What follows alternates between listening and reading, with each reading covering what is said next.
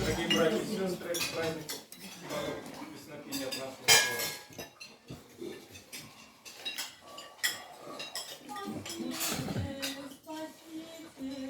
Согрей мою душу, молитве, любовью к тебе, чтоб он не метался заботою чуждой, безумным пристрастием земли.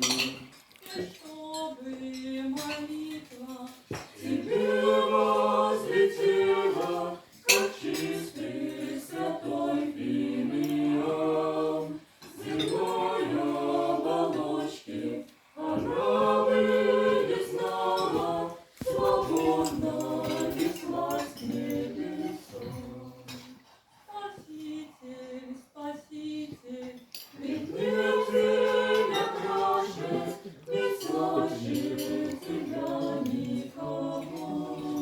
Зачем же так горько земное пристрастие тревожит беседу с тобой?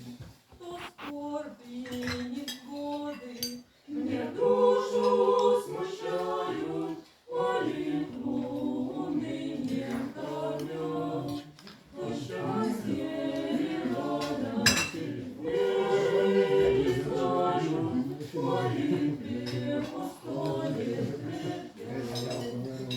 Спаситель, Спаситель, согрей мою душу святою любовью к тебе, чтоб ум воспряленный свободою духа легко возносился горе.